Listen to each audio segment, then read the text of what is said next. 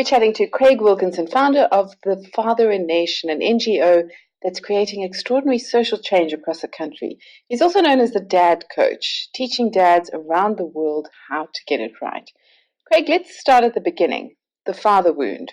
What is that, and how does it affect people's lives? The father wound is something that's very ubiquitous around the world. One guy wrote, and he said that every boy in his journey to manhood takes an arrow in the center of his heart, in the place of his strength. And because this wound is very seldom discussed and very rarely healed, almost every man carries a wound. And I think the same applies to women too. We need moms and dads in our lives, and they're questions that we as boys and also as girls bring to their father that only the father can answer. There are also questions they bring to their mom that only the mom can answer, but moms tend to be around more. We're living in a very fatherless society, particularly in our country, in South Africa, and the fatherlessness causes a lack of something that a boy needs and a girl needs in growing up. And essentially, the big question on a boy's heart, a young boy's heart, is he looks to his father to be his primary role model and show him how to be a man.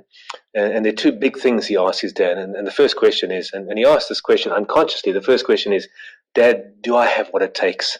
Am I powerful enough to be what this world needs me to be as a man? And he needs the father to answer that question and say, yes, my son, you are. And the other thing that a boy needs from his dad is to show him how to be a man, how to live his life as a man. There's huge confusion around masculinity and what it means to be a man and how to behave as a man. And a young boy looks to his father to teach him that. And in the absence of a father, he looks to the elders or to an uncle or a coach, an older man or an older group of men. For a young girl growing up, she needs to know that as a woman, she's valuable and valued. And she looks to her father to show her that. So how a father treats his daughter, how a father treats the mother of his daughter, and how he treats women in general in the world, gives a very clear message to his daughter as to how valuable women are and how worthy they are of being protected, loved, nurtured, and romanced. A young girl wants to be romanced by her father. She wants to know that her father, that she's worth fighting for, that her dad will put the phone down and take and pay attention to her and prioritize her and seek her out and romance her and see her and love her. And a young girl who grows up with that will grow up very healthy in her self-esteem. And a young boy who grows up with a good dad, well-fathered, validated, and taught what it means to be a man will grow up healthy. And in the absence of that, there's a wound. There's a crying out for masculine love. There's a crying out for validation, and it manifests itself in many different ways. You've been talking about this way before we had all those hashtags, men are trash, me too, etc., etc.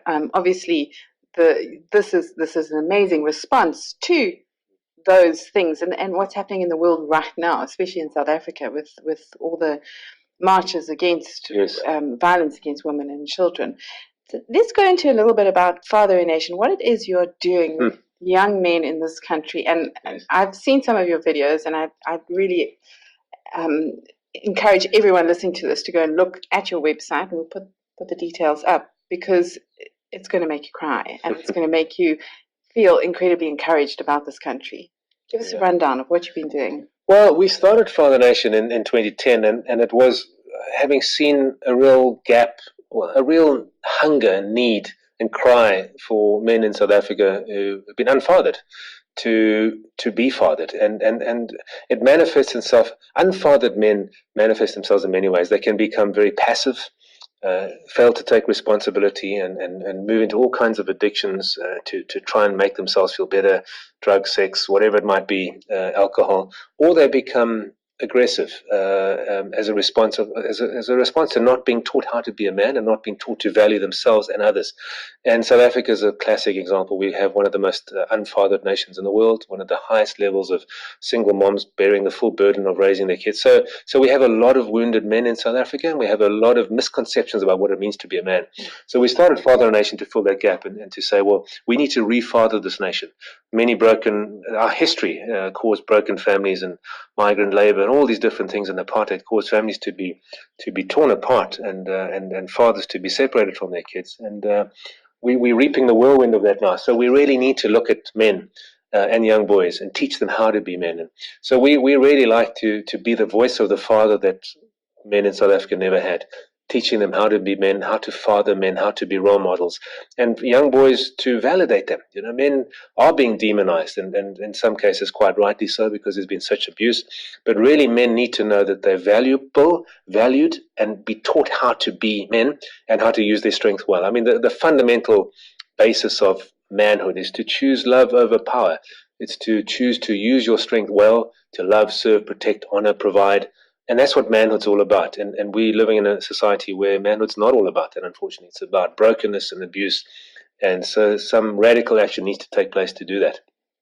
Absolutely. And you're spending quite a lot of time recently in a lot of disadvantaged townships, disadvantaged areas, with hundreds of men. And they're all standing up, and they're taking a pledge to be real men. Let's just go into what it is to mean. What does it mean to be a real man? What does real man actually mean in today's world? Yeah, it's a much misused and misunderstood statement. I think men are confused. I think masculinity is confused. I often say to people, we don't need to reinvent masculinity. We need to rediscover it. And really, strength is given to anyone who has strength or power. There's responsibility commensurate with the extent of the strength or power. So where men have strength, there's a responsibility to use it well. So I have 6 traits which I talk about often and when we call it the 6-pack of manly virtues. Mm-hmm. The first one is that real men choose love over power. In other words, they choose to use their strength in such a way that gives and serves and loves and protects and not dominates at all. So they choose love over power. Number 2, real men choose to define themselves by their character, not their possessions and their image. We live in a world where a lot of men are involved, excuse the term, in a pissing competition. It's all about love, it's all about power, money, sex, and big boys don't cry. They're false ideas of what it means to be a man. And where we define ourselves by the number of women that we can get, or the car we drive, or our image or our clothing. And it's not about that. It's about the character within. So the second trait of manly qualities is real men define themselves by their character, not by their possessions or their image. The third one is real men take responsibility. I say they tend their fields, and that's also using your strength well. To whatever is in your ambit, your area of responsibility, the people in your life and the possessions in your life, and you yourself in your life, men take responsibility. They don't run away from it. They don't abuse it. They step up to the plate and take responsibility. If they have a child, no matter what their circumstances are, and if they're still with the mother of the child or not, they take responsibility for that child. They step up to the plate.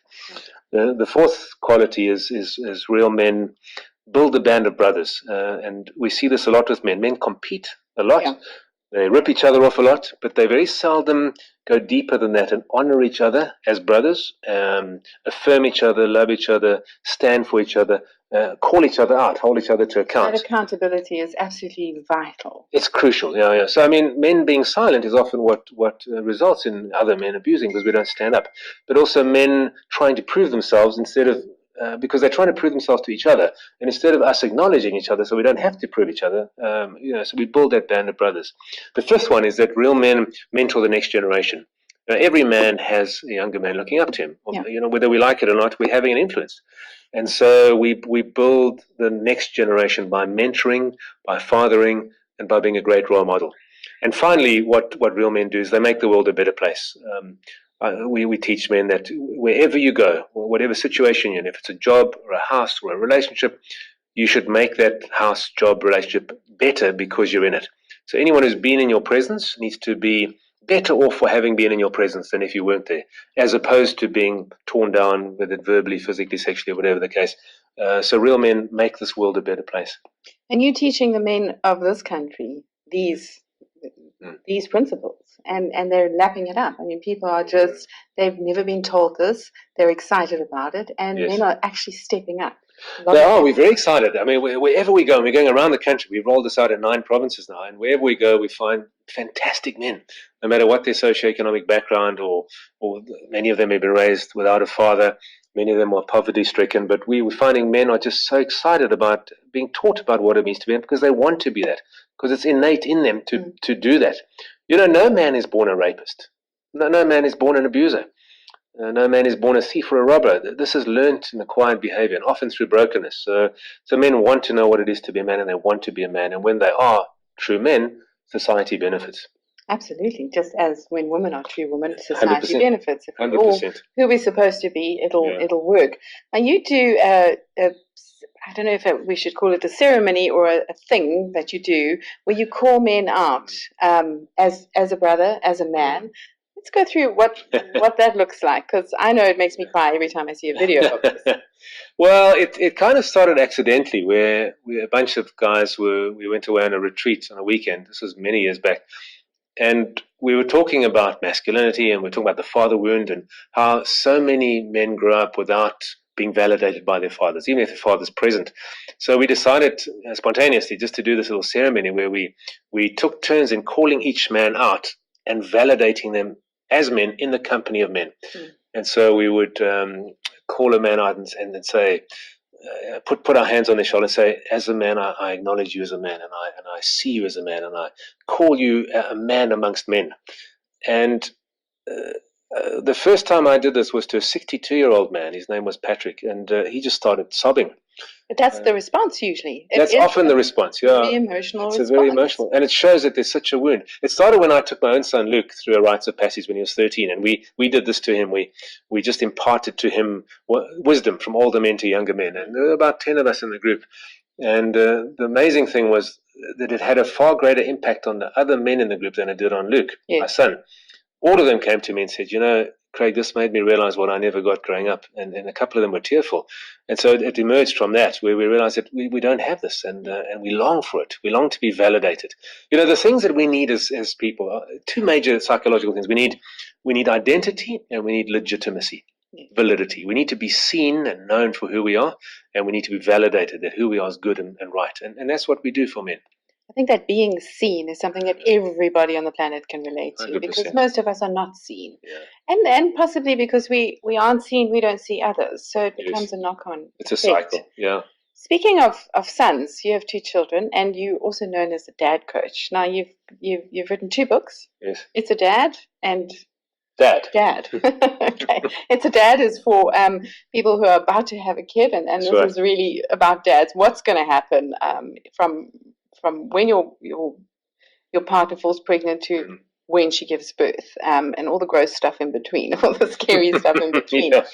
And then dad is you've got a really cute things called the dad verbs. Right. How many are there? 12 dad verbs. Okay. Those are fabulous. So we're not going to go through them all now, but I'd really encourage everyone listening as well to go and get a hold of that book. But you've also created an online course. Yes. Let's go through what's on there.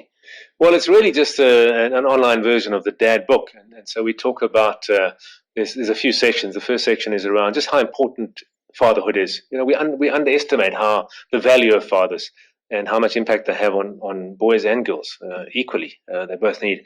So we talk about the value and the importance of fatherhood. Then we talk about the fact that it's the most important role of our lives as fathers. And yet anything else we want to do, if we want to learn how to play tennis, you generally go to a coach. If you want to learn how to play guitar, you'd get a guitar teacher. If you want to learn to do something, you Google it, or you find some information. But this very important role in ours, very few men actually go for coaching, and they go for instruction on how can I be a great dad. So we talk about that, and then I go into the 12 dad verbs, which I won't go through now, and the 4 great gifts that every father needs to give his child, which the first one is to call them out, to see them, to know who they are. It relates to identity. The second one is to validate them, help them to actually believe in who they are, and that who they are, not what they do, but who they are is wonderful, and the world's a better place because of them. And the third area is to create a sanctuary for them to flourish and thrive.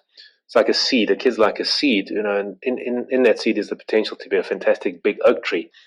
But the extent to which it becomes the oak tree is determined by the environment in which it's in, the nutrition and the soil and all that. And the final thing we talk about, equipping them for life. So our role as parents is to equip our kids to not need us, to actually launch them into life. And so that's what we do, equip fathers on how to do those 4 things.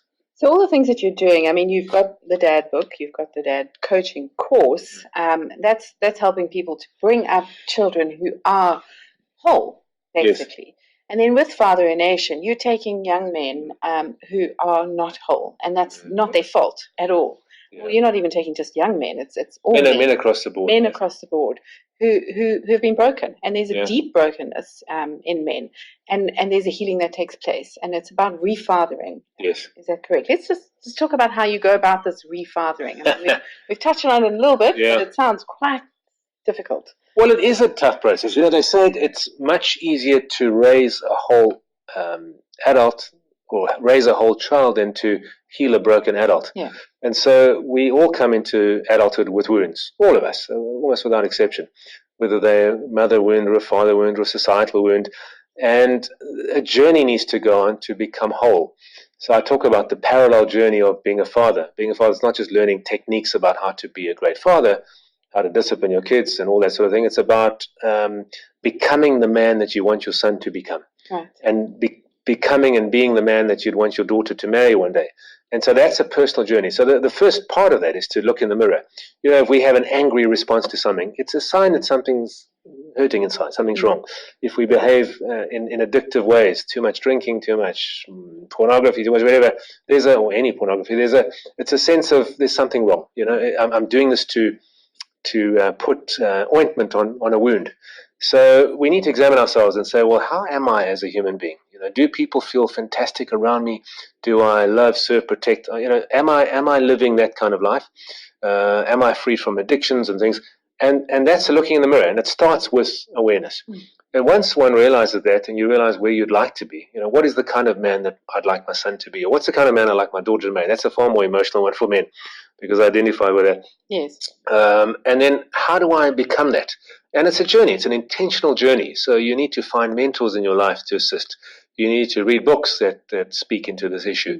You need to go on camps or processes that enable you to move further along this journey from being where you are to being a whole, healthy man that is the man you want your daughter to marry. So it's a heck of a process. You're building quite a few mentors and placing them in these communities, or you're finding them in the communities and placing them with tools to continue your work. So it's not a sort of knock and drop, as they say. You're not just coming into a community, doing a rah-rah speech and leaving. You're leaving behind skilled people who have a desire and the experience to continue. Well, our goal is, and we're busy in the process now. In fact, they'll be launched very soon. Is to produce toolkits that any man could access via with an internet connection can access, and free to source, because it's a sponsored process and sponsored resource that people can take it, learn it, and then start in the community. We're forming what we call bands of brothers. So we're really looking to get men throughout the world, really, but throughout South Africa to get the tools, form a band of brothers with whom they're accountable and they honor and they share, and then form gangs for good. And gangs for good is really just a bunch of guys getting together and doing great stuff in the community. And this we're hoping will become a movement around the country. Absolutely. It probably is going to become a movement around the world for sure. So this is going to be available through your Father a Nation website. That's right, yes. So, we'll have the details up during this podcast. So if you want to know more about it, just keep checking in on the fan page. Be a fan of fan. It's absolutely essential. So Craig, basically what you're saying is that everyone has a wound, but everyone can access help for that wound and can be healed. But what it takes is the knowledge and the self-examination to say, okay, something needs to change. There's something wrong in my life because of behavior, etc., etc. So it's like any journey that begins, any addict's journey, any journey, where you've got to decide, okay, I've got to go in this direction now. Starts with a look in the mirror. And there's hope. Yes. And just anyone listening out there and thinks, oh, I know a man who's a bit damaged, there is hope for him. Yes, yeah. Every man. And I think it's important to frame it in the sense that maybe damage is a strong word, or even wound sometimes is a word that's difficult. It's just that there's room for us to become more free and more whole and more a man and more a woman and more alive and more fully realize and utilize our full potential. And I think that's the journey. And every one of us is on it. I mean, it's something, I think it's a lifelong journey. Life is damn tough. Yeah, it is. Growing up, it's tough. There are things that happen that affect us, and none of us are immune to that. And so it's a damn difficult world, but there's a huge amount of hope, and there's wonderful principles that if you practice and apply can lead to a very productive and powerful life, making a big difference in others. Okay, fabulous. Thank you so much for talking to us, Craig. We're going to put all your details up, and if you want to do the dad coaching course, definitely a good thing to do, even buy as a gift. And there are 2 books available, and they're available in all sorts of bookstores and online. Well, those are available through the Dad Coach website. Okay. So and so is the course. Okay, so we're going to put both websites up, the Dad Coach website and Father in a Nation. So if you want to get involved in any way, if you want to start a band of brothers and gangs for good, you'll know exactly how to do that. Thanks, Craig. Thank you.